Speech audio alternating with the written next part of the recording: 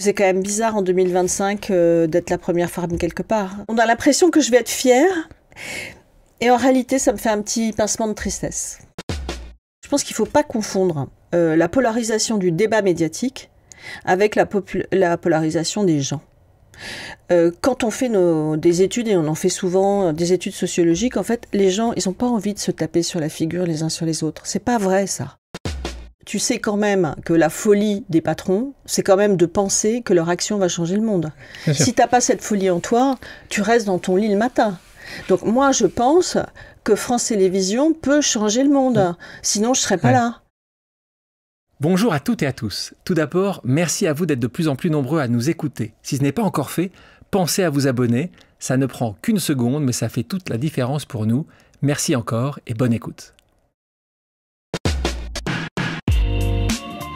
Bonjour à toutes et à tous, je suis Alexandre Mars et vous écoutez Pause, le podcast où on prend le temps. Le temps de comprendre comment rendre l'impossible possible en explorant les parcours exceptionnels de mes invités. Qu'ils soient artistes, chefs d'entreprise, entrepreneurs sportifs ou encore activistes. Résilience, succès, inspiration, ils se dévoilent le temps d'une pause. Soyez les bienvenus. J'ai devant moi celle qui décide des programmes que vous regardez chaque soir, celle qui pilote l'avenir du service public audiovisuel, celle dont la parole est rare, la PDG de France Télévisions. Il y a des femmes dont le parcours bouscule les codes et ouvre de nouvelles voies. Mon invité d'aujourd'hui en fait partie. Première femme à diriger Orange, elle a tout quitté et divisé son salaire par 2 pour reprendre en main le titan du service public en pleine tempête. À nouveau, première femme à occuper ce poste, elle a dû affronter les polémiques, les résistances internes, une mission immense, réinventer la télévision publique à l'heure du numérique, renouer avec un public qui s'éloigne et tenir tête aux géants du streaming et des réseaux sociaux. Passée par Centrale Paris, elle incarne une force humble et un attachement viscéral au service collectif. Dans cet épisode, elle revient sans détour sur son parcours, ses engagements et sa bataille pour que la télévision publique reste un lieu d'innovation, de diversité et de lien avec tous les Français. Bonjour Delphine Ernotte Quincy. Bonjour Alexandre. Je ne suis pas trompé là. Il y a un nom à rallonge. Moi, les noms à rallonge, c'est toujours un peu compliqué. Toi, c'est pas un nom à rallonge, c'est qu'en fait, c'est ton nom. C'est mon nom. De femme mariée avec l'histoire de ta famille. Exactement. Parfait. Comment tu vas ? Très bien. Merci, très bien. Oui, c'est vrai que on a parlé quelques minutes avant que le moteur tourne. Et puis, c'est vrai que tu es souriante. Tu as l'air de ne pas avoir beaucoup de stress. Alors, est-ce que tu gères bien le stress ? Tu montres, c'est ce poker face à l'américaine ? Tu montres quelque chose ou t'es... Non, c'est pas ça du tout. Moi, j'aime beaucoup les situations de crise et les situations de stress, parce qu'en fait, ça me fait sortir de moi-même. Donc, je suis très, très calme dans les situations de stress. C'est quand tout va bien que là, je flippe. Mais c'est quoi la dernière fois où tu as été stressée alors dans ces cas-là ? Ou t'as senti que... En fait, je suis profondément stressée quand ma famille est touchée par quelque chose. Voilà, ça me... tout le reste, tout ce qui n'est pas essentiel au sens vital, tout ce qui n'est pas urgence vitale, en vrai, ça va. Et donc, en pensant comme ça, on peut, et c'est ce qu'on va voir pendant ce moment avec toi, on arrive à réussir. Souvent, les gens disent, il faut avoir du stress, il faut avoir de la tension, il faut...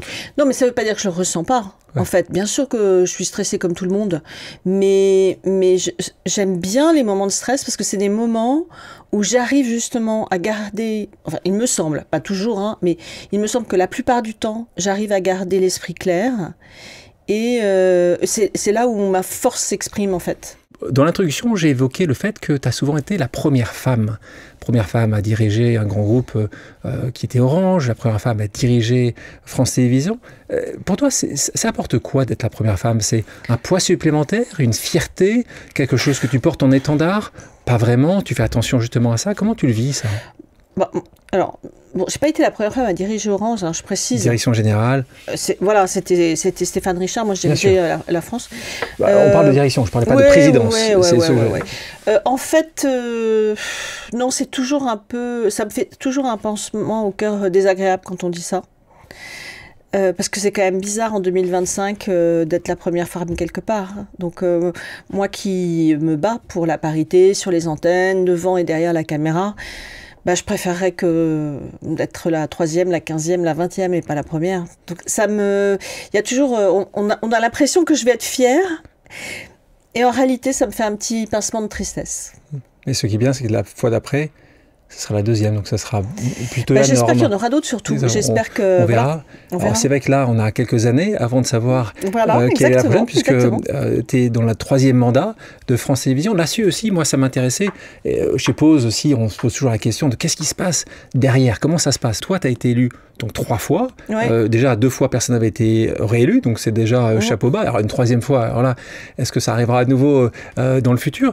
Ça se passe comment? Donc à l'époque, c'était le CSA, aujourd'hui c'est l'Arcom qui s'est réuni. Il y a plusieurs tours. Tout le monde peut lever la main en disant « j'aimerais faire partie de ça ». Est-ce que tu as dû venir présenter ton plan? Oui, raconte-nous un peu comment ça se passe en fait. C'est un concours comme la France sait les organiser. Donc il y a un écrit et un oral. Donc il faut travailler un dossier et c'est un écrit, enfin c'est un écrit lourd. Hein, pas de ChatGPT pour ton écrit. Ah non, il n'y a pas. Et puis il faut se projeter, c'est un plan stratégique, donc il faut se projeter à 5 ans, dans ce qu'on ne connaît pas encore, donc c'est une vraie réflexion à mener. Il y a un écrit, et une fois qu'on a passé l'écrit, qu'on est sélectionné pour l'oral, c'est un oral et c'est encore un autre exercice, comme dans tous les concours de la fonction publique, des écoles de commerce, d'ingénieurs, voilà, c'est très français. Et qui est là pour... Le collège dans son ensemble, donc l'Arcom c'est l'autorité indépendante de régulation des communications, qui est une instance collégiale en fait. Il y a un président mais il y a surtout des membres d'un collège et ils décident de manière collégiale, il faut une majorité pour être nommé. Combien de personnes? Là, je crois qu'ils étaient 8 parce que je crois que c'était 8. Majorité, c'est pas évident alors, parce qu'il y a quelqu'un qui a une double voix? Oui, ça n'a jamais été exercé. Je pense que le président a une double voix, mais en réalité, il faut une large majorité. Quoi. Et qui, dernière question sur celui, parce qu'on s'est toujours posé la question, que puisque c'est public, une représentation publique, évidemment, en relation forte avec l'État, est-ce que l'État a son mot à dire? Est-ce qu'il est majoritaire à l'Arcom? Est-ce qu'à la fin, le président peut appeler en disant « je veux pas Delphine » ou « je veux Delphine » Comment ça se passe? Parce qu'on a une vision très ORTF. On a toujours l'impression que les politiques s'en mêlent. D'abord... Là, pas forcément les politiques. Là, on parle du président. Donc là, c'est pas uniquement au niveau local. C'est vraiment celui qui, à la fin... Je pense que c'est vraiment une autorité indépendante. De toute façon, le côté public de l'audition... oui, c'est difficile de faire nommer n'importe qui ne serait pas prêt, parce que ça se voit. Le dossier écrit est public, est publié. Et l'oral qui dure 2 heures, il y a la première partie qui est publique aussi. Donc on peut accéder aujourd'hui, te voir la première heure. Ah tout à fait. Est-ce que ça a changé? Tu l'as fait 3 fois. Oui. Est-ce que cette méthode de sélection a changé ou pas du tout? Ça a toujours été la même manière? Il y a eu plus ou moins de publicité. Les membres ont changé, je suis sûr. Mais en vrai, c'est à peu près la même chose. Et plus ça va, plus c'est dur, je trouve. Combien de candidats cette fois-ci? Je crois qu'il y en avait 7, il me semble. Et il y en a 4 qui ont passé la barre de l'écrit et qui étaient présents pour la partie orale. Une question sur ta présidence. Par exemple, moi je pense qu'il y a certainement, pour le président de la République, moi j'imagine que 2 mandats peut être trop long, surtout quand c'est des mandats peut-être de 5 ans, peut-être que ce serait mieux, on avait des mandats de 7 ans à l'époque, puis après on s'est posé la question, aux États-Unis c'est que 4 ans. Moi je pensais peut-être qu'un mandat unique de 6 ans pourrait être pas mal. Toi tu l'as vécu comment ça? Parce que tu auras fait 15 ans. Est-ce qu'on peut faire un 4e mandat d'ailleurs? Oui, on peut. Après, je pense qu'il y a la limite d'âge qui l'interdit, mais alors, bon, moi, je peux pas comparer mon travail avec le rôle très éminent d'un président de la République, honnêtement. Ouais. C'est plutôt à comparer avec un patron d'entreprise.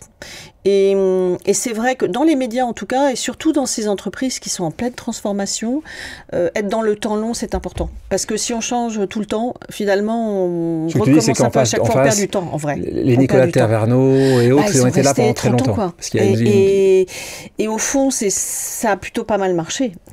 C'est clair.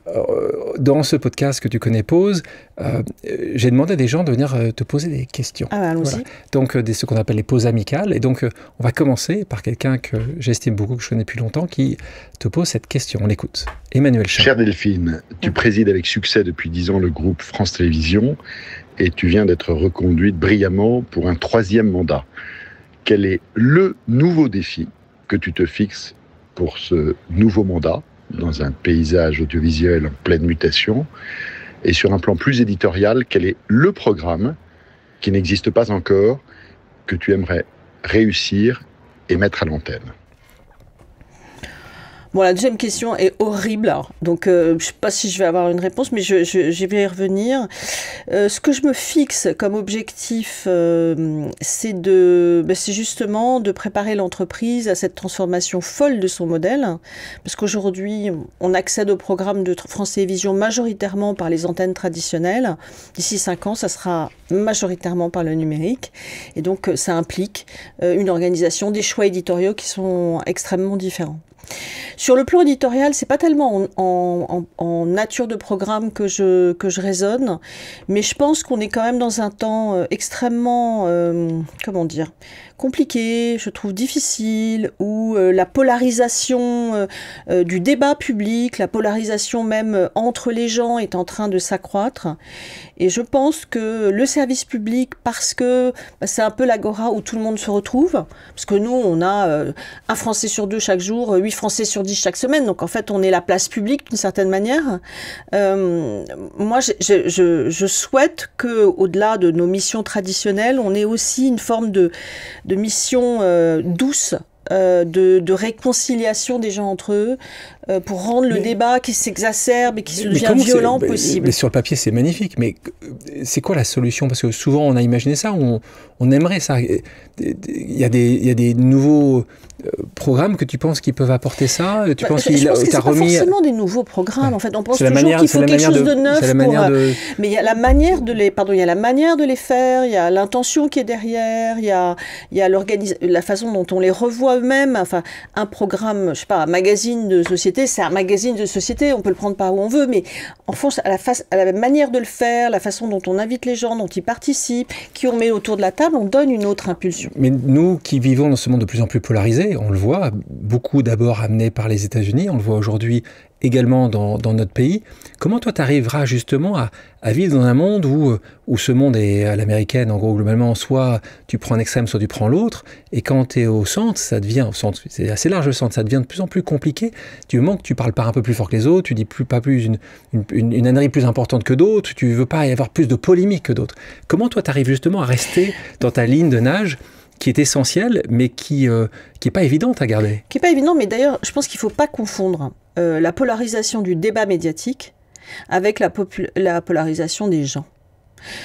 Quand on fait des études, et on en fait souvent des études sociologiques, en fait, les gens, ils n'ont pas envie de se taper sur la figure les uns sur les autres. C'est pas vrai, ça.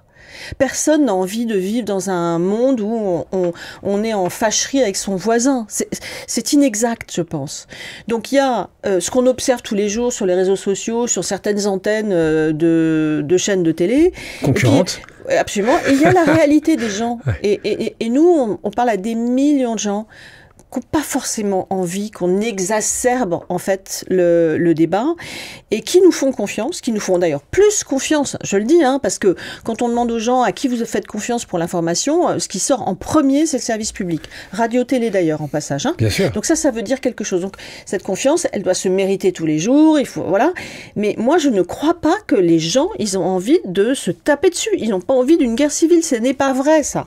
Et même aux États-Unis, parce qu'on se compare toujours aux États-Unis, j'écoutais ce matin justement sur France Inter, la radio de ma consoeur Sybille Veil, j'écoutais des gens qui parlaient, des spécialistes des États-Unis, qui disaient, bon, ok, là, la violence politique est à son comble, il y a eu un assassinat d'ailleurs, mais en réalité, dans la vie de tous les jours, les gens, ils se tapent pas dessus, c'est pas vrai. Donc il faut pas prendre l'image qu'on veut donner de la vie pour la vie elle-même. J'entends ton point. Pour bien connaître les États-Unis, pour y avoir vécu longtemps, tu te retrouves quand même avec une volonté poussée par des médias et par des politiques à quand même faire que tu n'aimes pas tous les jours ton prochain. Tu ne peux pas dire non plus, Delphine, que quand tous les jours tu allumes la télévision, je ne parle pas d'une chaîne ou d'une autre, et tu vois des gens qui vont taper sur des gens qui sont différents, taper sur des gens qui pensent différemment, à la fin, tu te retrouves sur un assassinat, tu parles de Charlie Kirk, mais ça, malheureusement...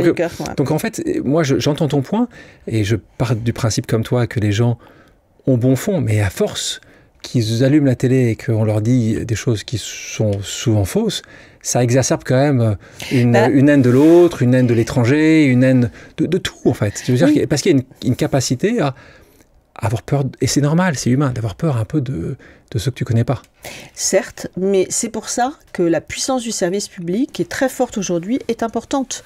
Et c'est pour ça que je me bats pour un service public qui demeure extrêmement fort, que ce soit par les moyens traditionnels que sur le numérique. C'est le cas aujourd'hui, hein. C'est le cas aujourd'hui. Donc, encore une fois, je veux t'arrêter 2 secondes pour te remercier sur un programme que j'aime beaucoup. Ça tombe bien parce qu'on parlait d'Emmanuel Chin. Je pensais en parler un peu plus tard, mais j'en parle maintenant, parce que tu parles de ce moment où les gens doivent se rassembler. C'est l'émission qui s'appelle Les Rencontres du Papotin. Formidable l'émission. Et merci à toi, parce que pour bien connaître cette émission-là, c'est Emmanuel Chin qui est le coproduit, mon épouse est une des coproductrices, mais j'ai vu, et encore une fois, bravo, que tu l'as, je ne vais pas dire imposé, mais en tout cas, à la fin de la journée, il y a tout un staff qui est le tien, qui a eu confiance à dire à 20h30, une fois par mois, on va vous montrer quelque chose que vous ne connaissez pas. L'immense majorité des Françaises et des Français, on voit parfois le neuroatypisme comme quelque chose... la différence de manière générale. Exactement. Et en fait, et moi je suis impressionné quand chaque mois, je vois que 3 millions, 3 millions 5, 4 millions de personnes vont pendant 30 minutes se rendre compte de la beauté de la différence. Donc encore une fois, tu vois, ça bravo. donne confiance, ça. Évidemment, mais pour ça, il faut en effet parfois avoir le courage d'imposer des programmes. Et là, on est prime time un samedi. Absolument. Je ne suis pas persuadé que c'était le premier émission qu'on aurait imaginé en premier. Donc encore une fois, bravo d'avoir imposé ça, qui est un programme, et je le conseille à tout le monde, et puis même d'acheter. J'ai mis là le Papotin en pensant à toi, je change à chaque fois. Tu as raison, mais c'est très emblématique. Parce que maintenant, ils ont ce que le service public est capable de faire, et nul autre. Ouais. En vrai, nul autre. Qui aurait mis les Rencontres du Papotin en prime time le samedi, franchement? Donc nous, on est fiers de Canal+, pouvoir le faire. Mais pas un samedi soir, et ça aurait été un peu plus confidentiel, certainement. Non, mais c'est vraiment bravo. Et c'est pour ça que je comprends ce que tu veux dire par là, même si je pense que malheureusement, le travail des médias sape aujourd'hui un peu l'amour entre les gens en les mettant trop les uns contre les autres. Toi qui es patron d'entreprise, tu sais quand même que la folie des patrons, c'est quand même de penser que leur action va changer le monde. Si tu n'as pas cette folie en toi, tu restes dans ton lit le matin. Donc moi, je pense que France Télévisions peut changer le monde. Sinon, je ne serais pas là. Non, mais tu as raison, et je pense que parfois, quand tu ouvres un peu les chakras, tu dis juste, c'est pas si évident que de ça, et changer le monde, et personne n'est... Non, mais tu as raison, il faut avoir facile, cette volonté-là. Il faut avoir cette espérance, parce que sinon... Ça fait des années que tu le fais, et pour ça, moi, ce qui m'intéresse, c'est aussi de voir quels sont ces moments qui, selon toi, quand tu te retournes, ou quand tu te retourneras plus tard, tu sais, pour moi, c'est grand, quel aura été ton succès sur cette planète, pas uniquement France Télévisions. Tu te retourneras et tu diras, j'ai réussi ça, ou j'ai réussi à avoir ce biais-là, ou en tout cas à changer ça. Si je devais résumer en un mot ce qui fait que je me dirais sur mon lit de mort que j'ai réussi quelque chose, c'est si j'ai contribué à apporter un peu plus d'harmonie. J'aime beaucoup le mot harmonie. Voilà. Donc si... à travers exactement. Ta vie. Ma vie professionnelle, ma vie privée, tu crois, de l'harmonie. Tu crois? Tu as la foi? Pas religieuse? Tu as une foi? Non, je suis agnostique, je ne sais pas. Donc c'est pas une question de religion. Non, mais c'est profondément ce que je recherche dans la vie. En parlant de ton parcours, en tout cas en parlant de toi, donc t'es né à Bayonne, alors t'as pas forcément grandi. Je suis née pendant les vacances en fait. Mais ma mère a accouché pendant ses vacances.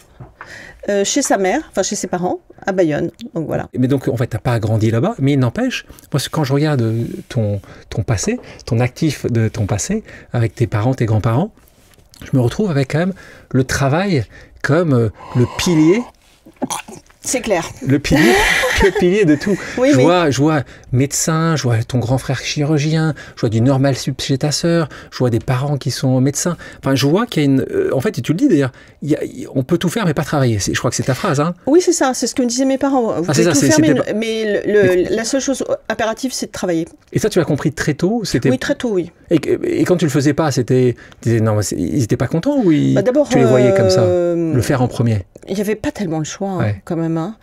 Moi, je me souviens, donc je passais toutes mes vacances chez ma grand-mère basque, qui par ailleurs était institutrice. Donc le matin, on travaillait. Donc j'avais des dictées, j'avais des devoirs de maths, tous les matins. Alors j'avais pas de problème en classe, hein, mais quand même, il fallait travailler. Parce qu'on n'est quand même pas là pour rigoler, quoi. Et quand même, c'est un peu voilà, une méthode, plus institutrice, quel beau métier. Quand on parle de la fratrie, tu as un frère et une sœur qui ont bien réussi. Comment tu arrives à avoir ta propre voix là-dessus? Est-ce que tu as une pression de facto, ou est-ce que tu te la mettais toi-même, ou pas vraiment? Tu avais ta propre voix très tôt? Non, j'avais une pression à la réussite. C'est vrai que mon frère et ma sœur ont très bien réussi. Moi, je suis arrivée très longtemps après. Oui, c'est ça, donc une j'étais vraie la différence. petite.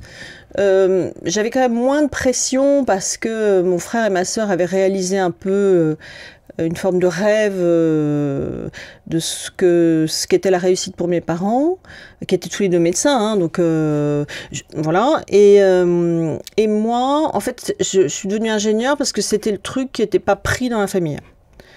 D'ailleurs, mon père m'a dit, écoute, bon, ton frère est médecin, bah écoute, voilà, fais des études scientifiques. Bon. T'as pris ça? Ouais, j'adorais les maths, donc ouais. je me suis dit, bah, pourquoi pas, après tout. T'avais une idée de où ça pouvait t'amener ou mais pas absolument du tout, mais pas du tout, pas du tout. D'ailleurs, j'ai bossé comme un. Donc tu fais une prépa à Auch, à Versailles, une très bonne prépa. J'arrive à Centrale, et là, tout d'un coup, je réalise que je vais être ingénieur. Et je me souviens, je disais à mes copains, mais c'est quoi, vous faites ingénieur? Est-ce qu'on peut. Mais qu'est-ce que c'est que ce truc? Construire des voitures. Ouais, mais c'est horrible, je veux pas être ingénieur. Donc j'ai fait du théâtre à Centrale, beaucoup la première année, j'ai fait quasiment que ça.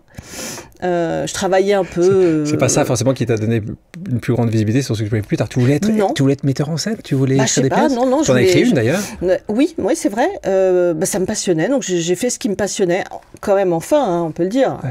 Oui, ça, tu as dû attendre 21 ans. Ouais. Alors Centrale, tout le monde peut-être connaît, mais c'est important de le repréciser, c'est certainement, on va dire, une des 2 meilleures écoles d'ingénieurs en France depuis des années. C'est un grand établissement, donc c'est une école publique. Qui s'appelle maintenant Centrale Supélec, qui a changé de nom. Qui s'appelle aujourd'hui Centrale Supélec, qui est installée sur le plateau de Saclay et qui est regroupée désormais avec l'université de Paris-Saclay dans la nouvelle université, dans ce grand pôle à Saclay, oui. Et ce qui est important aussi là-dessus, c'est qu'on parle d'ingénieur, sans vouloir dire que tu étais la première femme, tu étais loin d'être la première femme, mais vous avez que 10% à l'époque de femmes qui étaient centraliennes. Donc on voit que ça a évolué, et tant mieux. Je pense qu'il y a évidemment une volonté commune de faire évoluer ça, que en effet être ingénieur, déjà tu le prouves, n'amène pas uniquement à construire des avions ou des ordinateurs. Voilà, on peut faire une sortie de route. Tu peux sortir de ça. Mais c'est vrai que j'ai essayé de regarder aussi ce moment, et c'est pour ça aussi que tu es là. C'est souvent les gens qui viennent sur Pause, c'est souvent des gens qui, si je mets 100 fois la même pièce dans la machine, il y a très rarement, peut-être une fois sur 100, j'arriverai à les retrouver au même moment. C'est-à-dire qu'ils ont dû passer des moments, des entretiens, des interviews, une relation de famille qui a fait que je retrouve aujourd'hui. C'est vrai que cette ascension sociale dont on parle beaucoup, encore une fois, tes parents étaient médecins, donc ils n'étaient pas ouvriers. Donc si on remonte à la génération d'au-dessus, évidemment, là, il y a eu déjà une vraie évolution entre tes grands-parents. Mais il n'empêche, entre médecin et être aujourd'hui patronne du plus grand groupe de service public, il y a une évolution. Tu penses que ce serait encore faisable aujourd'hui ça? Est-ce que tu penses que la France, tu sais, l'on dit souvent, a un système social exceptionnel, mais un ascenseur social cassé? Et tu penses que tu pourrais, aujourd'hui, si tu grandissais aujourd'hui, si tu arrivais à Centrale aujourd'hui, ou même si tu avais 10 ans aujourd'hui, tu pourrais avoir la même trajectoire? Écoute, ce que je constate, parce qu'il se trouve que je préside en ce moment le conseil d'administration de Centrale Supélec, donc je suis auprès de mes collègues de Centrale Supélec, ce qu'on constate tous et ce qui nous pose un gros problème, c'est qu'en effet, on constate que l'ascenseur social est cassé. Ça ne veut pas dire que quelqu'un, évidemment, ne peut pas y arriver, mais là où il y a moins de chances, même à mon époque, une vraie mixité sociale dans les écoles d'ingénieurs, parce que je rappelle que les frais de scolarité sont tout à fait abordables, enfin, c'est des établissements publics, et que d'une certaine manière, les maths et la physique sont moins discriminants socialement que le français ou évidemment les langues étrangères. Eh bien, aujourd'hui, on constate que l'ascenseur social est un peu en panne et que par ailleurs... Et plus qu'en panne. Voilà. Il s'est arrêté. Non, mais c'est ma manière, avec euphémisme, de dire les choses. Et c'est un vrai problème. Parce qu'au fond, ces écoles-là, qui ont été longtemps... En effet, permis à des gens qui venaient de tous les milieux d'accéder à autre chose. marche moins bien. Et moi, j'ai des années avant toi, j'ai mon papa qui a fait Centrale et qui était boursier à Centrale. Voilà. Et aujourd'hui, il venait, tu vois, du Sud-Ouest et je ne suis pas persuadé que ce serait aussi facile aujourd'hui, même s'il était brillantissime. Alors, il y a toujours des boursiers à Centrale et on fait attention justement à ce qu'il y ait des boursiers. Là, on vient de changer, figure-toi, les frais de scolarité pour qu'ils soient plus liés aux revenus des parents pour qu'ils soient beaucoup moins accessibles à des familles qui ont des, sans être boursiers, qui sont quand même dans une relative difficulté financière. Tu as deux sujets importants, tu le sais parfaitement. Toi, tu n'as pas eu de problème avec la symétrie d'information parce que tes parents étaient des connaisseurs. Ils savaient que ça existait une prépa, ils pouvaient t'en parler de l'ingénieur. La difficulté que nous avons, et tu le sais, c'est que même les gens brillantissimes, s'ils ne savent pas, ils ne savent pas. Donc on va les retrouver malheureusement à pas savoir ce qu'est une prépa, pas penser, imaginer, même sur pas que la partie financière. Donc c'est malheureusement... Je suis complètement d'accord et c'est d'ailleurs pas en prépa que ça se joue, c'est bien avant, c'est à l'école. Mais tu sais, même si en effet mes parents savaient, c'est quand même ma prof de physique qui est venue les voir en leur disant votre fille, il faut qu'elle fasse... Comment elle s'appelle? Tu te souviens comment elle s'appelait? Madame... J'aime les citer, ces gens-là qui changent la vie, surtout les professeurs. Je crois que c'était Madame Laporte. Et ça, tu vois, je pense que le fait de s'appuyer plus sur les enseignants qui ont évidemment, qui vivent avec les enfants, qui ont un avis sur les enfants et sur leur éducation, et plus écouter ce qu'ils disent. Et qui se permettent de le dire aussi que tu n'as rien fait. Et moi, je pense que très souvent, les gens qui ont des beaux parcours, il y a un moment ou un autre, quasiment tout le temps, moi, c'était mon proviseur de lycée, qui à un moment nous ont permis de basculer, de dire quelque chose. Il donne confiance en plus. Au-delà de... Ils tendent la main. Ils tendent la main, ils donnent confiance et on se dit, si mon prof y croit, c'est que je peux y arriver. En fait, ça marche comme ça. Et c'est bien qu'on en parle parce que j'avais complètement zappé que tu avais pris cette position chez Centrale Supélec. Moi, il y a 3 ans de ça, monté un nouveau programme, un nouveau projet humanitaire, social, qui s'appelle Infinite. Et c'est un modèle qui est assez simple, c'est prendre les jeunes exceptionnels de classe populaire à travers la France et leur dire à partir de maintenant, si tu es le meilleur de ton lycée, et si tu peux faire Centrale Supélec, si tu peux faire Oxford, si tu peux faire HEC ou la Bocconi, on va te les financer à prêt à taux zéro sans garant. Et ça va être des prêts à taux zéro sans garant. Donc ça ne va pas être uniquement une bourse, ça va être un prêt. Et on va dire à ce jeune-là, tu vas sortir de là, tu seras embauché par le Orange, comme Delphi il y a des années. Et quand tu seras embauché par Orange, tu rendras, mais tu rendras pas à Delphine. Tu rendras à un autre... Exactement. Tu rendras au prochain jeune comme toi. Donc c'est pour ça que ça s'appelle Infinite. C'est bien. Et donc justement, l'objectif... Ceci dit, tu sais, moi je vois les sociétés, les sociétés d'alumni, enfin d'anciens de Centrale Supélec sont absolument extraordinaires.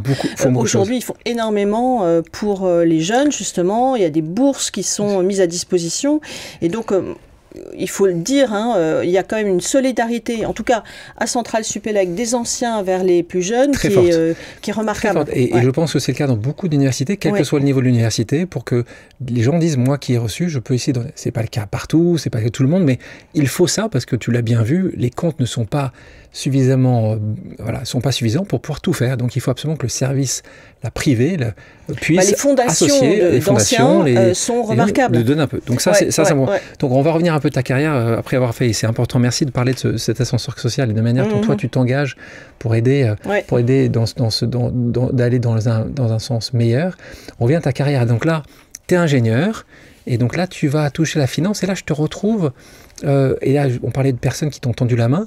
Moi, je sais qu'il y a quelques personnes comme ça qui ont été assez importantes, je pense, dans ton parcours. Je crois qu'il y a Thierry Breton, à un moment, qui était important. Et là, un peu plus tôt, c'est Jean-Pierre Côté. Ah oui. C'est ça, Et Jean-Pierre Côté, parce que là aussi, pour que tu arrives là, il y a ce moment, cette réunion, cette volonté d'avoir un job que tu ne devrais pas du tout postuler déjà. Raconte-nous comment ça se passe. Et raconte-nous, parce que tu le sais aussi bien que moi, c'est un peu moins le cas des hommes, un peu plus le cas des femmes, qui restent, il faut que ce soit 99% exactement ce qu'elles peuvent faire pour postuler. J'ai l'impression que dans ce cas précis, on était un peu plus loin que ça. Oui, en fait là aussi c'était une femme qui m'avait dit non mais allez-y, présentez-vous, et puis j'avais 30 ans. Et donc j'ai été à un entretien qui était un entretien cassage de gueule. Ils étaient 5 autour de la table et ils me posaient des questions en rafale. Ça a duré 5 heures, ils me martyrisaient. Moins bien que l'Arcom, quoi. Ah non, bah bien pire. Bon. Et donc, je suis sortie de là, je me suis dit... C'était pour quel job à ce moment-là? Parce que c'était c'était analyse financière? Ouais, non, oui. Non, non. À l'époque, non, je travaillais dans un... Peu importe. Okay. Enfin, voilà. C'était pour faire du management et prendre la responsabilité de 500 personnes. Hein. Ah oui, donc, quand même. là, j'en pilotais 0, et là, je passais à 500. Bon. Et puis, en fait, Jean-Pierre Cotet, qui était là, évidemment, c'était le patron, c'est lui qui recrutait, il m'appelle, il me dit, écoutez, je veux pas vous prendre sur ce poste, mais je veux vous recruter, donc voilà, on va trouver un truc à faire. Et en fait, c'est un homme qui compte beaucoup pour moi parce qu'il m'a beaucoup appris de choses, et notamment une chose importante. Je me souviens, il me lançait des missions, mais c'était les plus impossibles les unes que les autres. Un jour, je me suis dit, il va me demander de sauter en parachute sur la rivière, je sais pas. Mais à chaque fois, il me confiait des trucs. Et une fois, je me souviens, j'avais été le voir. Tu les réussissais à chaque fois? Ouais, j'y arrivais, mais bon, c'était dur hein, quand même. Et une fois, je vais le voir et je lui dis, mais écoute, tu me demandes ça, mais là, c'est pas possible. Et là, il m'a regardé et il m'a dit, démerde-toi. Je crois que c'est le meilleur conseil qu'on m'ait jamais donné. Je me suis dit, ah, tu le prends comme ça? Bah, ok, je vais me démerder. Donc, t'as pas été démoralisé, tu vois, je vais te montrer ce que je fais. Et ben en fait, je me suis dit, il a raison. Je suis pas là pour lui demander. Tu le fais souvent, ça? Tu le fais souvent, toi, avec tes équipes? Tu l'as fait souvent? Peut-être pas assez. Peut-être pas assez.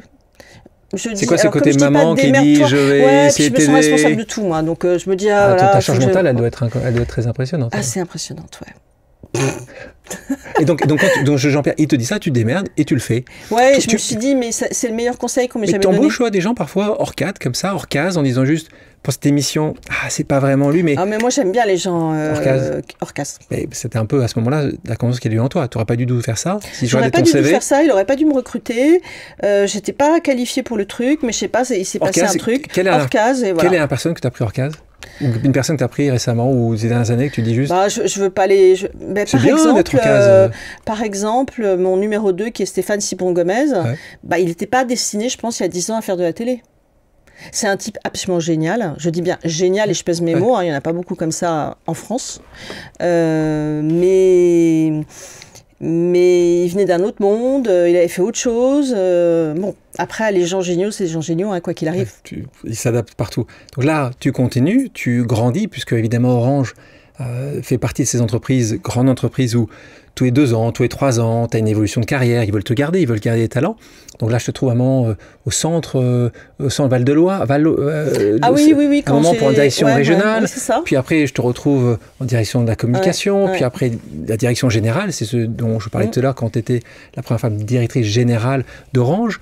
Ça aussi, ça a été... assez facile, tu te voyais une projection comme ça, tu savais que tous les 3 ans, tu avais un non, pas poste... du tout. Là aussi, il y a des gens qui m'ont aidé. Déjà, pour avoir cette fonction de direction, là, j'avais 4000 personnes au centre Val-de-Loire. Donc là, et c'était un passage obligé chez Orange à l'époque. Tu dois forcément... Il fallait passer par le management de 4000 personnes. Bon. C'est Thierry Breton, là aussi, petit déjeuner, où on est plein, on est 8, et il dit, voilà, vous allez passer un entretien de recrutement. Donc, Thierry Breton, à l'époque, était président d'Orange. Et là...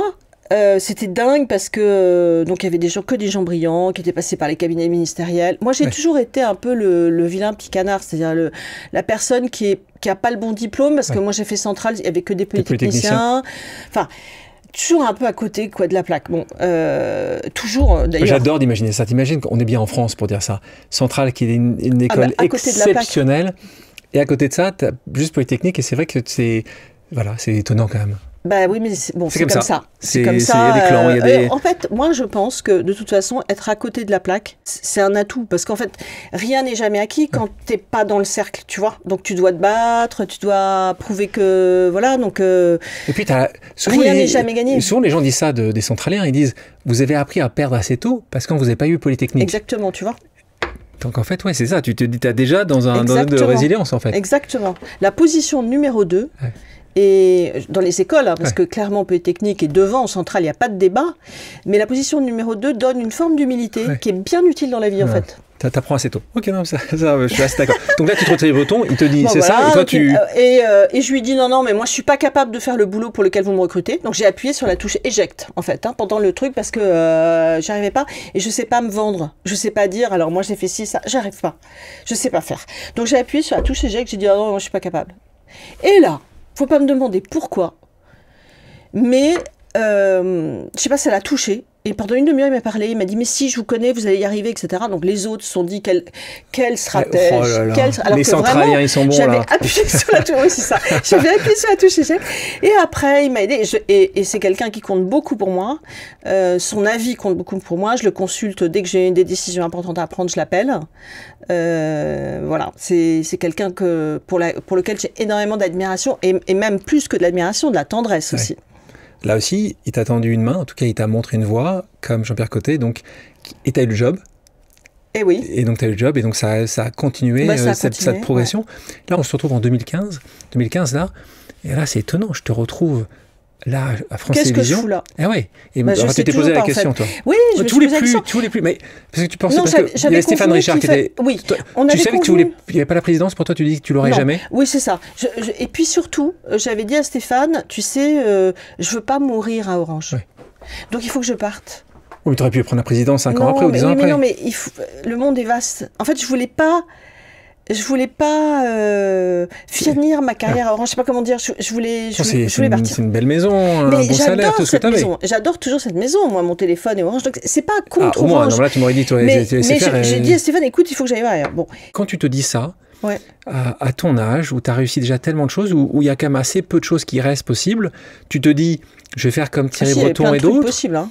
Il y en a quand même un peu moins parce que tu tapes tout en haut. Oui. Donc tu te dis un peu comme Thierry Breton ou d'autres, Christine Lagarde, des gens qui ont réussi, ils disent c'est de la politique, c'est là où on a le plus de poids possible. Tu te dis je vais faire la même chose à l'international. Tu t'étais jamais noté au fil des années en disant ça c'est un truc que j'aurais bien aimé faire? Non. Non, moi je suis toujours à fond dans ce que je fais. C'est-à-dire que je suis toujours contente de faire ce que je fais. Et si à un moment je pense que je commence à m'ennuyer, en fait c'est ça le truc, je m'en vais. D'accord. Mais c'est pas. Je n'ai pas de plan de carrière. Mais j'entends, mais il y a quand même pas des choses pendant toutes ces années-là, tu te dis, ce job-là, c'est quand même assez incroyable. Ou ça, je veux voir, toi qui aimes ce sens collectif, le politique. Est-ce qu'il y a un job où je me dis j'aimerais faire ça? Oui, ça aurait été quoi? Ou c'est quoi? Non, c'est plutôt d'autres formes de passion. Par exemple, moi j'adore les parfums, donc j'aurais adoré travailler dans le parfum par exemple, parce que j'adore les nez. Enfin, c'est un secteur qui me passionne. Mais à ce moment-là, tu aurais pu dire tiens, je vais rentrer chez Chanel ou je vais rentrer chez L'Oréal, ça aurait pu être ça? Oui, mais j'ai pas songé parce que je pense que j'ai pas forcément les compétences pour ça. Mais... attends, tu m'as dit, hein, avec oui, ton numéro 2, les gens brillants peuvent aller partout. Non, après, moi je pense que c'est les rencontres qui font la vie. C'est que tu n'as pas rencontré à ce moment-là les personnes. Exactement. Ouais. Donc c'est un message pour tous ceux qui imaginent demain. Non, mais après, je voulais faire de la télé, moi. Quand je suis partie d'Orange, je me dis, mon rêve, c'est de faire de la télé, donc voilà. Et puis c'est tombé. Pourquoi ça? Parce qu'on sait que tu as un amour des planches, ça c'était très jeune, tu as un amour du théâtre, t'aimes lire. Mais je pense que c'est une réconciliation, d'une certaine manière, entre mon métier de manager et le métier de saltimbanque, que j'aime aussi par ailleurs. Donc finalement, c'est une sorte de place où, à la fois, je fais mon métier traditionnel en quelque sorte, mais je passe mon temps aussi avec des artistes, des stars de l'antenne, et j'aime les artistes, moi, en vrai. Donc voilà, donc c'est un peu des deux. C'est ça, c'est un peu des deux. Ouais. Et donc, tu gagnes. Là, tu gagnes et c'est étonnant parce que tu gagnes. Tu t'en souviens, même chose, il y avait combien de personnes en face de toi à ce moment-là? Voilà, il y en avait 30. Et là, j'en prends plein la gueule. Là, t'en prends mais beaucoup. Plein la gueule, ouais. T'as le côté aucune expérience dans le domaine, additionné ou multiplié par le fait que tu sois une femme. Ouais. Disons les choses comme elles sont. Oui. Et là, tu gagnes quand même. Donc, moi, j'étais étonné de quelque chose. Quand tu as gagné, j'ai vu des syndicats qui sont importants dans ton groupe, qui ne sont pas portés par ta victoire. Moi, j'étais assez étonné de ça, parce que ton message que tu portes, la vision sociale que tu as, et j'ai trouvé des syndicats qui, à l'époque, se disaient est-ce qu'elle va pas démanteler notre système? C'est quoi la crainte qu'ils avaient derrière? C'est normal, en fait, ils posent leur... c'est plutôt pour montrer... C'est une relation c'est un rapport de force. Rapport de force dès le départ. Oui, c'est ça. Ils auraient fait ça avec n'importe quel président. Je pense, oui. Ouais, d'accord. Et c'est normal, en fait. La démocratie sociale, ça repose, oui, sur un rapport de force entre les syndicats et les patrons. Et c'est de ça qu'on arrive à trouver des compromis et passer des accords qui sont fructueux pour les deux parties. C'est mieux de commencer à discuter quand même avant, non? Tu crois pas? Non, moi Ok. Allons-y, tapons dessus, c'est pas grave. Oh là là, c'est pas grave. Du moment qu'on arrive à la fin à avancer ensemble, c'est pas très grave tout ça. Ouais, t'as vécu. Et ça, c'est donc ça dure combien de temps? Ça dure assez. C'est assez pénible. Tu veux dire le bashing? Ouais. En fait, il y a eu un renversement à partir du moment où, outre le bashing, il y a eu quand même un moment terrible où le président de la République a dit à propos de l'audiovisuel public, la honte de la République. C'est la honte de la République, les dirigeants sont la honte de la République, parce qu'on avait râlé sur nos budgets. Là, je veux dire, être la honte de la République dans le genre la loose, c'est pas mal. Hein. T'as pas envie de ça. Et je pense qu'en fait, entre le bashing d'avant, la honte de la République, à un moment, trop c'est trop. Et c'est comme si les journalistes s'étaient dit, bon, on va peut-être pas non plus... Enfin, je sais pas, il y a eu comme un... Voilà. Mais toi, t'étais là à 2 doigts d'appuyer à nouveau sur le bouton éjecte en disant juste, ou pas du tout pas du tout. Non, d'accord. Non. Tu dis, ok, le train passera, les cars, elles passent... Je comprenais pas pourquoi il avait dit ça. Et tu comprends aujourd'hui? Non, mais... Bon. Tu en as reparlé depuis? Non, jamais. En tout cas, c'était un effet de style, tu penses? D'abord, il a jamais dit publiquement. C'est quelqu'un qui l'a rapporté, donc tu vas pas commencer à commenter, oui. tu vois. Ah d'accord, ça n'a jamais été pris en vidéo, en fait. C'est un article d'un article, d'accord. Mais Okay. je pense qu'il l'a dit par ailleurs. Et donc tu penses que là, à partir de là, les gens se sont dit, c'est trop. Ah, c'est marrant, ça. Je sais pas, il y a eu un truc quand même. Ouais, c'était beaucoup. Ça, c'est incroyable. Donc, okay. Donc peut-être que je me trompe, hein, mais ça a coïncidé avec un moment où, je sais pas, ça a commencé à aller mieux, je sais pas, mais... Et puis les gens se sont dit aussi... Alors, tous les gens à ce moment-là pensaient que j'étais morte, hein. D'ailleurs, il y a des grands patrons qui m'ont dit, franchement, je te le dis maintenant, tu t'en es sortie, mais on pensait que tu étais cuite. D'ailleurs, je me suis rendu compte de la gravité de la situation, parce que je croisais les gens, ils me disaient, ça va, tu vas comment? Je me dis, oh là là, ça sent le sapin quand même. Quand ils en sont à me regarder avec pitié, les gens me regardaient avec pitié. Mais moi, je n'avais pas intériorisé le truc. Je sais pas comment dire. Tu vivais à côté, toi? Un peu. Mais parce que toi, avec ta famille, Marc, ton mari, vous vivez dans le microcosme, vous arrivez à vous échapper, justement? Non, justement, c'est deux mondes différents. Et puis, je sais pas dire pourquoi. Enfin, si j'avais vécu un deuil dans ma famille, donc j'étais dans ce deuil. Donc, quand on est dans exactement au même moment. Et donc, quand on est dans un deuil, on le sait, on est un peu anesthésié. Hein, on a comme les sentiments anesthésiés parce que... C'est une chose plus importante. Exactement. Donc, ça avait mis le truc à distance. Donc, après, c'était passé. Puis, les gens me regardaient avec pitié. Bon, j'avais l'habitude. Hein. C'est pas comme si... Non, mais... Voilà, j'avais l'habitude. On m'a regardé avec pitié quand j'étais chez Orange, parce que j'étais centralienne, pas polytechnicienne. Donc, voilà, c'est pas grave, en fait. Je supporte ça. T'as l'habitude, en fait. Ouais, j'ai l'habitude. Ok, donc c'est ça qui a fait cette résilience, en fait, c'est l'habitude qui t'a permis de passer cette... Oui, c'est pas grave. Et t'as eu à nouveau, entre 2017, qui était vraiment le bas du bas, et maintenant, t'as eu à nouveau des moments extrêmement compliqués dans la relation avec... Non, je pense que là, c'était quand même le bas du bas. Ouais, c'était le bas du bas. Je trouve qu'il y a beaucoup de services publics bashing dans le monde médiatique et dans le microcosme politique qu'on ne ressent pas du tout avec les vrais gens. Ouais. Hein, c'est ce que je te disais. Il y a un attachement, il y a une confiance dans l'audiovisuel public exprimée par les gens et qui ne se reflète pas dans ce que disent le microcosme parisien, pour dire les choses simples. Et c'est pas propre à la France. On le voit aux États-Unis, on le voit en Grande-Bretagne. En Grande-Bretagne aussi, la BBC est chahutée. Il y a une chaîne soi-disant d'infos, d'opinion qui s'est montée, qui tape à bras raccourcis sur la BBC. Donc, en fait, il y a un phénomène un peu général en Europe. Et je pense que sans une volonté politique, démocratique, en fait, forte, il y a quand même un risque. Et justement, arriver à garder ce cap, on vous voyait souvent, d'ailleurs on l'a souvent dit, est-ce que le service public, justement, n'est pas piloté par plus les politiques? On en parlait précédemment. Est-ce que tu penses que c'est viable, alors dans un gouvernement extrême, de continuer à avoir ce service public qui va rester et qui va garder... Ah non, de toute façon, le gouvernement extrême, Marine Le Pen a dit, il faut privatiser. Ouais. Et tous les gouvernements extrêmes en Europe tapent sur le service public, coupent les crédits. Ce qui est en train de se faire. LFI dit quoi là-dessus? Même chose, LFI dit quoi? Je sais pas. Non. Okay. Ils sont pas pro-service public particulièrement, ils trouvent qu'on les défend pas assez, mais en fait tout le monde est... Ouais, moi je dis toujours... Dire, exactement. Si tout le monde nous engueule, c'est que ça va. En vrai. Quand quelqu'un commence à trouver que c'est bien, c'est problématique.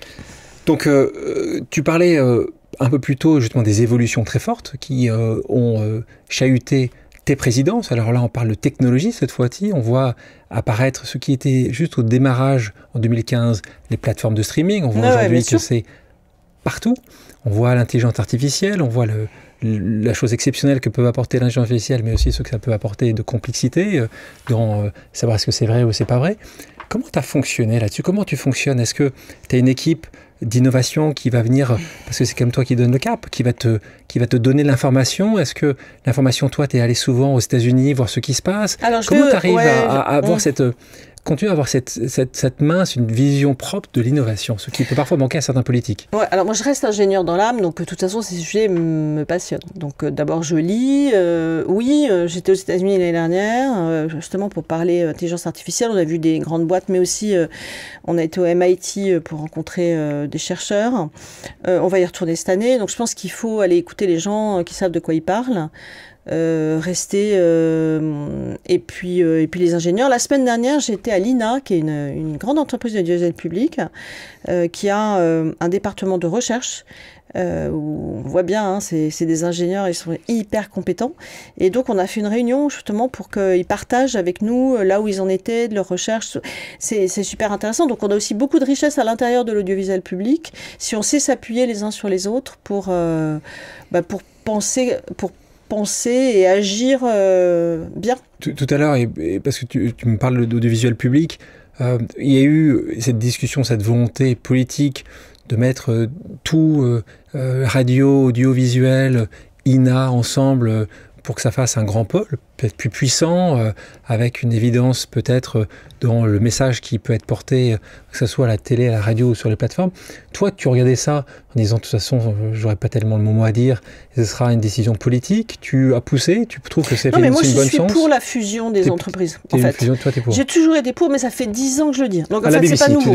Moi, je pense qu'il faut faire une BBC. Ouais, voilà. C'est pas le projet qui est sur la table, pour l'instant, parce que la holding, je sais pas trop ce que c'est. Enfin, je sais pas quelle entreprise privée ferait une holding pour fusionner moi, personnellement. Bon, c'est comme ça.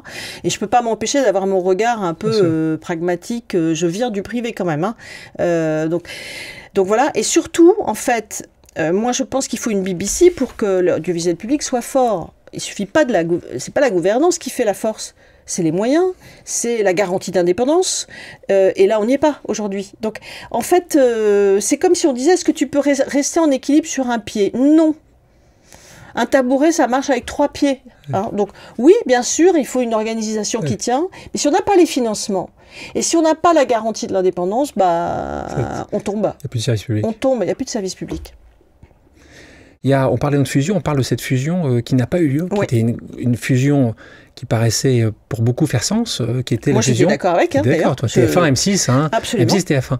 Tout allait bien, parce que le grand point, c'était, on est des petits à côté des géants qui sont les plateformes, et l'autorité de la concurrence a mis son veto. Toi, tu n'as pas compris ça? C'était mieux pour toi? Tu penses pourquoi? Mais c'est pas que c'était mieux pour moi, c'est que je pense que c'est un secteur qui est en difficulté, avec un chiffre d'affaires qui va pas en croissance.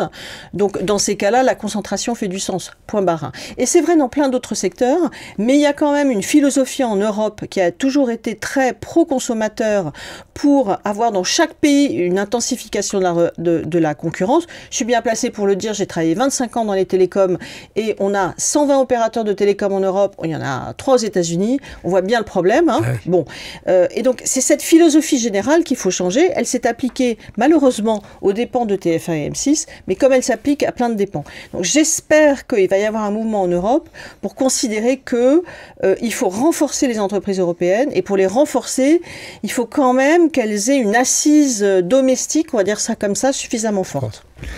Donc ça, c'est pas fait, malheureusement pour beaucoup, en disant que la compétition, elle n'était pas vraiment en interne, mais plutôt en externe contre les grandes plateformes paysages et audiovisuels. Une question pour toi, quand on parlait de la BBC tout à l'heure, est-ce qu'il y a un groupe audiovisuel dans le monde, quand tu le regardes, quand tu l'analyses, quand tu as rencontré la présidente ou le président, tu dis, ça, c'est quelque chose qui fait sens. T'en as un comme ça que tu dis Alors, il se trouve que moi, je préside les télé et radios publiques européennes, donc je suis beaucoup en relation avec mes collègues. Je dois dire que la BBC, ça fait rêver, mais vu de Paris, c'est-à-dire les gens ne savent pas du tout quels sont les programmes de la BBC, il faut qu'ils aillent à Londres regarder la télé.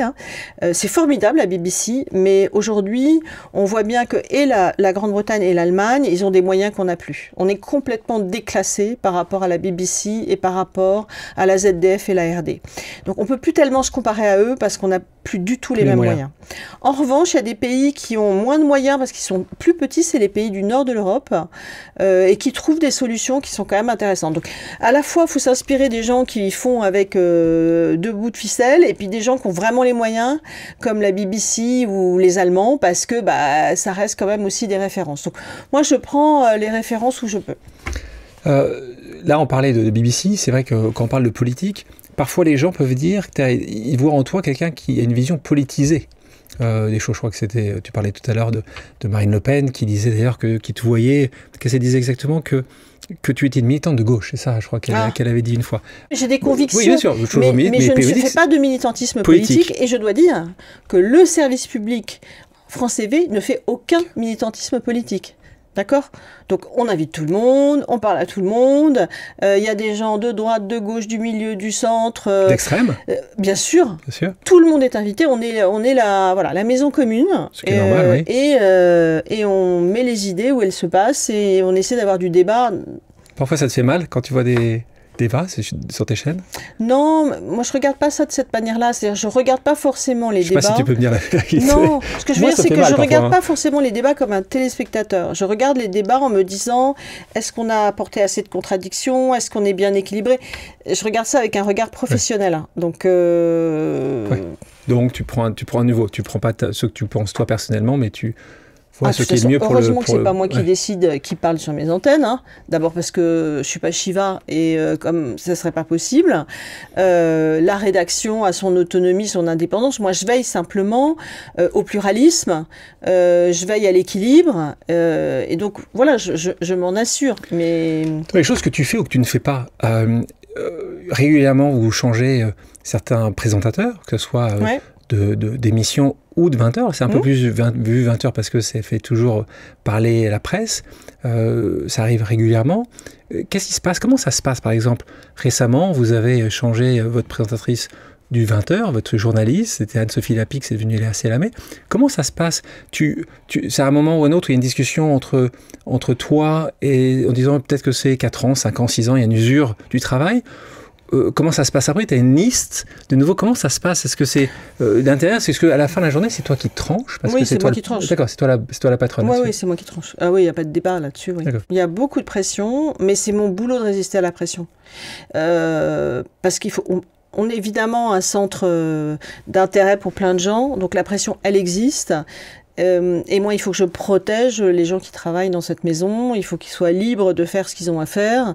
Et donc, je suis un absorbe-pression. Hein. Un absorbe-pression, c'est pas mal ça. Et donc, tu prends la décision. Est-ce qu'il y a un animateur ou une animatrice ou une journaliste que tu trouves qui représente ce que toi... si tu avais été ce jour-là, c'est ça que tu aurais aimé, c'est cette personne-là que tu aurais aimé. Il y a quelque chose, il y a quelqu'un qui représente ça, qui... Je sais que tu vas me dire qu'il y en a beaucoup, mais... Non, c'est pas ça, mais moi, j'ai jamais eu envie de faire de l'antenne. Ouais. Moi, j'aime pas montrer ma tronche. Si, tu vois, on parlait de théâtre, moi, j'ai jamais voulu être comédienne. Moi, mon rêve, c'est plutôt la mise en scène. Donc, je n'ai absolument pas envie d'être à leur place. Je me projette pas du tout dans ce qu'ils font. En revanche... être celle qui parle à l'oreillette, être celle qui regarde en régie, alors ça peut-être. Donc c'est pas le boulot. C'est plutôt c'est ça. Ouais. C'est derrière. C'est ça. Et c'est quoi le programme que tu préfères à la concurrence? Moi j'adore les programmes de M6. Pardon. Hein. Lequel? J'adore L'amour est dans le pré et Marié au premier regard. Je trouve ça fascinant. Impossible sur France Télévisions? Oui, je pense que c'est pas...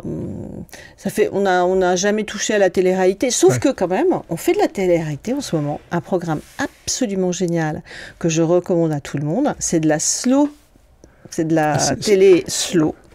Et donc tu peux regarder toute la nuit si tu veux une clairière avec les cerfs qui brament ou pas. Voilà. C'était où, dans quelle forêt? France.tv. Oui, mais dans quelle je crois que c'est pas loin de Rambouillet. Pas trop Rambouillet. C'est génial, hein. C'est une certaine vision de la télé-réalité. C'est une forme de télé-réalité, je trouve.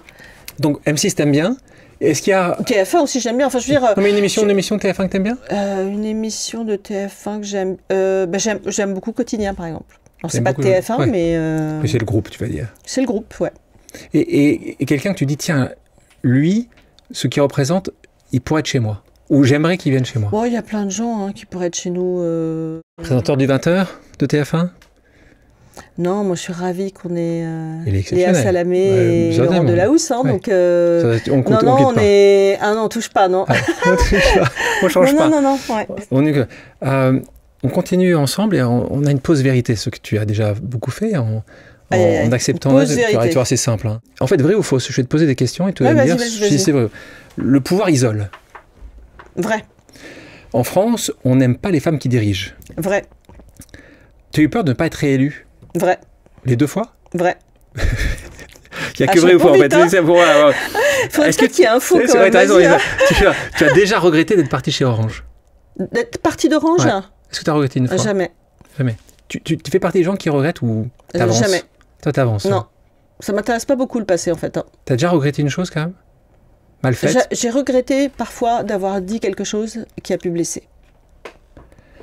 Alors, on va voir si ça blesse. Tu aurais pu imaginer Cyril Hanouna sur France TV? Non. Là, non. Non. Ça va le blesser. Non. Même si je trouve que Cyril Hanouna a plein de talent, hein, donc c'est pas du tout ça. Un des 2 présidents de la République que tu as connus sous ta mandature t'ont déjà appelé pour se plaindre d'un programme? Aucun des 2. Et je tiens à dire ici, très solennellement, que ce sont 2 présidents, chacun différemment, mais démocrates. C'est vrai, François Hollande et donc Emmanuel Macron. Absolument. Donc jamais une seule fois. Jamais. Est-ce que tu as déjà eu envie de claquer la porte? Non, jamais. Il est possible de rivaliser contre les plateformes Netflix et autres. Est-ce que c'est possible? Oui, je pense. On n'est pas exactement pareil. Je pense que d'ailleurs notre sujet c'est plus mais notre sujet c'est plus tellement les plateformes en fait. Notre sujet c'est les réseaux sociaux et YouTube. Les plateformes de partage de vidéos. Honnêtement. C'est là où ça part de plus en plus. Ouais. Le temps passé. On passait du moment. Le temps passé et le grand n'importe quoi quand même. Oui, ouais.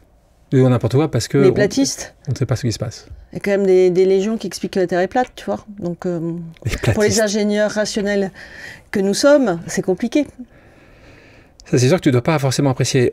Ce que tu as fait aussi, toi, en parlant des réseaux sociaux, c'est que tu as essayé justement d'embarquer une partie des gens qui représentent ce qui se passe sur ces réseaux sociaux. Là, je parle de Hugo Décrypte.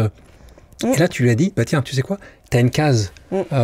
Ça vient de toi, tu as vu ça, c'était porté par direction des programmes. Équipes, la direction des programmes, et toi, tout de suite, tu t'es dit, ça fait sens, tu es content du résultat de ce que ça fait? Je pense que de toute façon, si tu veux, les écritures comme la tienne, ou sur YouTube, les multiples écritures, ça s'apprend. C'est pas si spontané que ça pour des gens qui font de la télévision. Donc, travailler avec des gens dont c'est vraiment l'essence, je trouve que c'est très enrichissant pour nous. Parce que c'est vrai que tu parlais tout à l'heure aussi de ta volonté certainement de récupérer de nouvelles personnes qui vont aimer le service public. Quand on voit que les jeunes, en effet, partent de la télé linéaire, on va dire, d'une manière très rapide. Mais tu vois, on les récupère sur la plateforme France.tv. Donc en fait... T'arrives vraiment, parce que tu vois, je regardais les chiffres, en 2017 et 2022, le temps quotidien moyen passé devant la télévision par les 15-34 ans est passé, tu connais les chiffres par cœur, d'1h25 à 46 minutes. On va pas se mentir, la télé des jeunes, c'est YouTube. Oui, c'est pas France Télé. Mais c'est pas pour autant qu'on les a complètement perdus. Et c'est pas pour autant qu'il faut justement pas aller... il faut continuer à leur parler là où ils sont. Donc c'est toi qui as décidé de faire une plateforme unique, France.tv, où tu mets tout à travers et tu mets justement en parlant les moyens pour que ça se que ça se passe. Et c'est pour ça qu'on a décidé aussi que tous les programmes qui sont nativement pour la plateforme et nativement aussi pour les jeunes publics en dessous de 30 ans sont disponibles via YouTube. Et toi justement en parlant de plateforme ou de réseau, est-ce que tu pourrais imaginer à la tête d'un de ces groupes-là plus tard? Un groupe américain, tu veux dire? Ils sont plutôt américains, en effet. Moi, non. Je suis service public. Oui, c'est ça, il y a quand même ça qui te J'ai quand même le maillot bleu, blanc, rouge, moi. Et une acquisition d'un groupe comme CMA-CGM de Brut, qui est un partenaire, vous avez un partenaire fort depuis des années, parce que c'est ta régie qui porte la publicité de Brut, qui a un succès exceptionnel en nouveaux médias. Ça, tu le comprends, cette acquisition? Moi, je le comprends. Et d'ailleurs, je pense qu'on peut tout à fait très bien travailler avec le pôle média maintenant qu'a constitué CMA-CGM et continuer à travailler avec Brut comme on le fait aujourd'hui. Ça va pas être un no-go juste parce que c'est... Non. Surtout pas. On continue dans les pauses. On a une deuxième pause amicale. Un journaliste qui est aussi à l'antenne quasiment tous les jours. Ah merde. Ouais, non mais tout va bien. qui est dans ton groupe et qui est très sympathique. On écoute Julien. Ah Julien. Bonjour Delphine, c'est Julien. Moi j'ai une question pour toi. J'ai récemment découvert que tu faisais de la poterie, de la natation. Tu avais aussi un petit côté géo. C'est ce que j'ai cru comprendre. Hyper forte pour organiser des jeux, des activités. D'où ma question. Si tu faisais le choix de changer de métier, quel est ton rêve caché? Que rêverais-tu de faire? Alors, en poterie, hein ouais, bah, j'adorerais, en fait. Mais je sais pas, moi, mon mari me dit toujours, tu rêves, en fait, si tu faisais que ça te plairait pas. Oui, parce que c'est une initiation au zen, la poterie. Ça enlève complètement la charge mentale. C'est conseillé d'ailleurs pour les gens qui ont eu des problèmes cardiovasculaires. Il faut faire ce type d'activité. Jardinage, poterie. Exactement, voilà. Ouais. Ça rend complètement zen. Et tu le fais souvent, ça? Oui, souvent, ouais. Je suis passionnée de ça. Je crois que tu avais dit un jour à Marc-Olivier Fogiel, je crois que c'était entre ton premier et deuxième mandat, tu as dit, si je ne gagne pas à nouveau, je ferai de la poterie. Alors, non, mais non seulement entre le premier et le deuxième, j'avais prévu de m'inscrire en CAP de tournage céramique. Et tu l'as pas fait? Bah non, j'ai gagné. Oui, donc ce serait compliqué de le faire à distance. Ah, c'est pas possible, malheureusement. Il faut faire un stage de 14 semaines et j'ai pas le temps. C'est difficilement explicable. Quand ouais, c'est difficilement le contribuable, le contribuable ne va pas comprendre. Non, mais je peux pas, matériellement, je peux pas. C'est impossible. Ouais. Mais là, voilà, c'est ça. Mais ça, tu pourrais t'imaginer faire de la poterie après. C'est-à-dire de faire quelque chose où tu serais plus patronne, plus dirigeante, plus à prendre des décisions importantes. Je pense, oui. Mais en même temps, c'est Thierry Breton qui m'a toujours dit ça, et je pense qu'il a complètement raison. En fait, dans la vie, il faut avoir toujours deux métiers, en même temps. Je pense que c'est faire des choses très différentes. C'est lequel, le sien, les deux métiers pour lui? Il est prof. Il est prof. Ouais. C'est un enseignant, il adore enseigner. Donc, il faut faire deux choses qui n'ont rien à voir.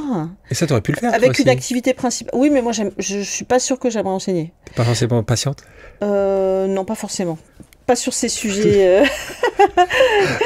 Donc, je peux enseigner la poterie, là, j'ai beaucoup de patience, mais alors enseigner les maths ou la physique, je dirais zéro patience. Fait. Donc, mais c'est pourtant simple.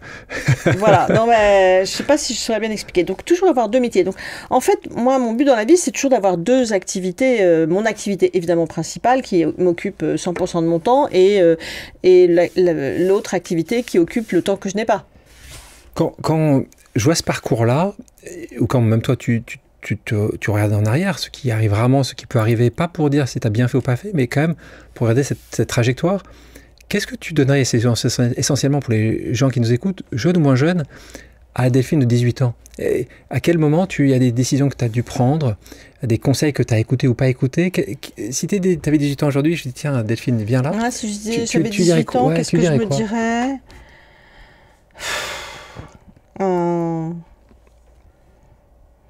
Démarre ta psychanalyse tout de suite.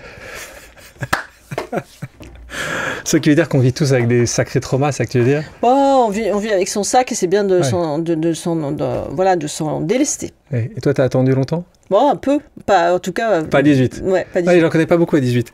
Alors, j'adore ce que tu viens de dire là parce que c'est très veille, je pense et c'est ça, un peu pause, on arrive gentiment à la fin de notre discussion, mais on parle des vraies choses, on parle de ce qu'on pense réellement, et c'est vrai que très souvent, tu parlais des réseaux sociaux, et comme tout le monde, je vais sur les réseaux sociaux, mais c'est vrai que j'ai encore regardé ce que les gens qui étaient dans mon propre feed de réseaux sociaux ont fait l'été dernier.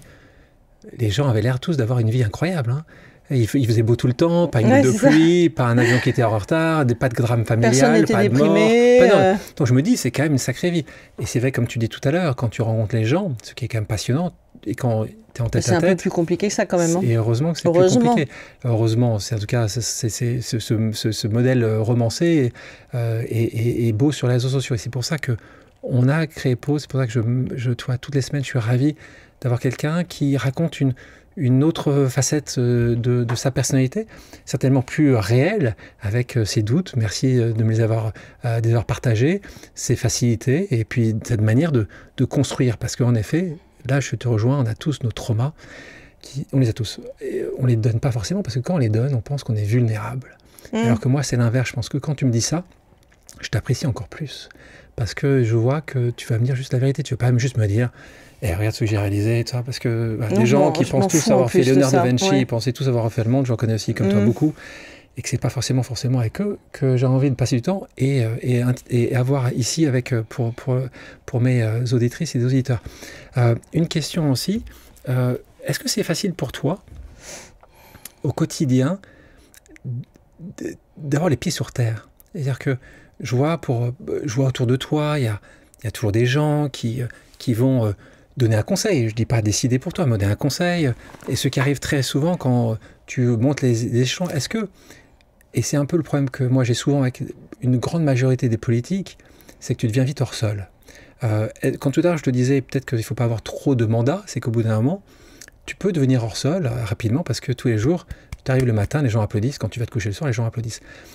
Est-ce que toi-même tu arrives à... C'est une vraie question ça, ouais. De ne pas être hors sol. Bon, d'abord moi j'ai une super équipe, des gens autour de moi d'abord que j'adore et qui ne pensent pas comme moi et qui savent me dire on n'est pas d'accord. Ils savent le dire ? Ah ouais. Okay. Ah bah heureusement. Hein. C'est absolument nécessaire, franchement. Et puis j'essaie d'avoir des amis aussi qui me renvoient des choses, une vie privée en tout cas, qui n'est pas du tout dans la même sphère et qui permet de réancrer dans des choses plus... T'as le temps ? C'est-à-dire que tu arrives à vraiment couper tu peux pas vraiment couper en fait, c'est quand vous êtes patron de... Tu peux pas couper, mais tu apprends quand même à raccrocher, décrocher. C'est-à-dire que, évidemment que je peux pas couper, évidemment que je vais regarder mes mails tous les jours que Dieu fait, et voilà. L'audience tous les matins. Et évidemment. Donc en fait, ça sert à rien, je peux pas couper. Mais en revanche, le temps que je mets à débrancher une fois que j'ai fini... Et très rapide maintenant. Et ça, j'habite. Ouais. Maintenant, je à part de quand tu as réussi à faire ça ? Orange, t'es arrivé ou pas encore ? Ça m'a pris vachement de temps. Ouais. C'est-à-dire que tu arrives chez toi, tu es chez toi. Tu vis... Je suis chez moi et je sais que je peux... Mais c'est surtout en vacances en fait. Ouais. Parce qu'en vacances, je vais regarder mon téléphone, je sais pas, 10 fois. Ouais. Or, je suis en vacances. Par heure ? Non, par jour. Par jour. Non, mais je vais vérifier tout le temps qu'il n'y a pas quelque chose, etc. Et donc, il faut que je sois capable d'être complètement dans le truc professionnel et une fois que c'est fini, complètement dans mes vacances. Et là, j'y arrive.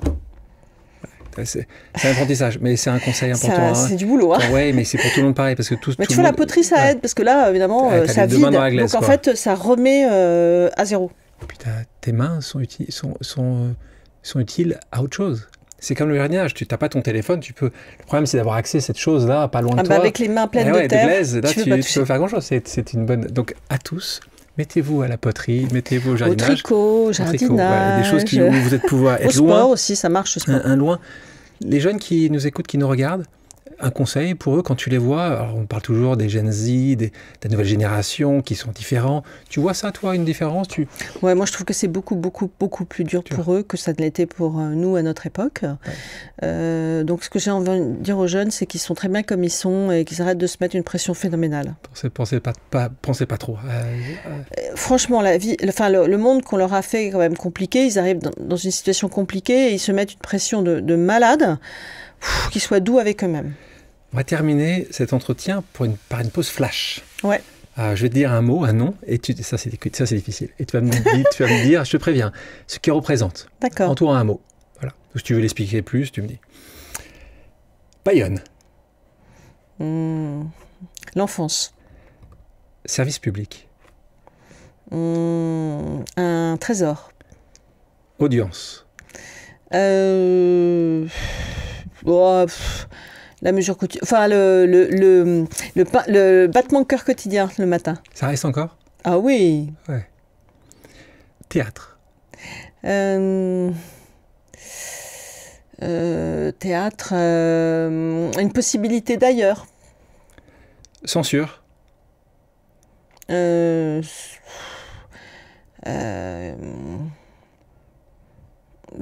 de la chance de pas l'avoir rencontré. Jamais. Non. Ok. YouTube. Un sacré concurrent. Pouvoir. Ah, la chance de pouvoir réaliser des choses pour les autres. Marque. Ah. Marque avec QUES ou... Marque, il y en a qu'un dans ma vie, c'est mon mari adoré. Une dernière question pour toi. Toi qui aimes faire cette pause, est-ce qu'il y a un endroit dans le monde où justement, seul ou avec Marc ou en famille, tu dis c'est cet endroit-là où je vais réussir à faire cette pause. Il y a un endroit ? Oui, il y a un endroit. On a une maison de campagne dans la Nièvre, un endroit tout à fait où il n'y a pas grand monde. On a des amis là-bas et où il y a comme un sentiment d'apaisement parce qu'il y a la nature qui est très très forte dans cette région, beaucoup de forêts, d'arbres. Moi j'adore les arbres. Et donc c'est un autre lieu et on arrive, on se sent bien. Déjà, la pause arrive. La pause arrive. Ou sinon la mer, ce que je te disais, c'est-à-dire... Bayonne. Ouais, voilà, si j'avais, ce que je te disais avant ça, si je n'avais plus qu'une heure à vivre, je voudrais que cette heure, elle se passe dans un bain de vagues sur la grande plage de Biarritz en plein mois d'août, avec l'iode ce parfum de l'océan inimitable, cette chaleur, ces cris de joie des enfants. Donc, avec le coucher de soleil qui arrive ou pas? Non, un peu avant, plein après-midi. Non, 11h du matin. Oh, d'accord, de sens spécifique. Parce que pour ceux qui ne sont pas allés dans cette partie de cette merveilleuse partie de la France, comme c'est plein ouest, il y a évidemment un coucher de soleil merveilleux qui arrive. Il y a le début de la journée, c'est très énergisant. J'achète, je suis d'accord. Tu vois, c'est la journée encore devant. Une bayonnaise qui nous envoie à Biarritz, tu sais, les Bayonnais vont pas être contents. Il n'y a pas la mer à Bayonne quand même, hein, on peut le dire. Il faut le dire. Faut le dire aux Bayonnais. Il y a un estuaire. Il faut monter un peu ou descendre un peu. Et dernière question, si maintenant qu'on a passé ce moment-là ensemble, s'il y avait quelqu'un auquel tu penserais prendre ta place, qui je devrais inviter selon toi? Pour la prochaine fois? Ouais, une pause. Qu'est-ce que je demande ça à chaque fois? Est-ce que tu as quelqu'un que tu aimes beaucoup? Non, il y a une femme que j'aimerais beaucoup découvrir, c'est la nouvelle patronne de l'Institut Pasteur. Elle a un parcours incroyable et j'adorerais l'écouter. Je l'ai entendue une fois sur France Inter. Je pense que c'est une femme formidable. Et voilà. Mais merci beaucoup. Je t'en prie. Merci pour ce sourire, merci pour ces vérités. Merci beaucoup, Delphine. Merci à toi. Merci à toutes et à tous d'avoir pris le temps de faire une pause avec nous. J'espère que l'émission vous a plu, inspiré ou fait réfléchir. Si c'est le cas, je compte sur vous pour le partager avec vos proches, laisser un commentaire et mettre la note de 5 étoiles sur les plateformes d'écoute. Si vous voulez me suggérer des invités ou simplement me faire part de retours, vous pouvez me contacter via LinkedIn en tapant Alexandre Mars ou bien m'écrire à l'adresse suivante, le podcast pause@gmail.com.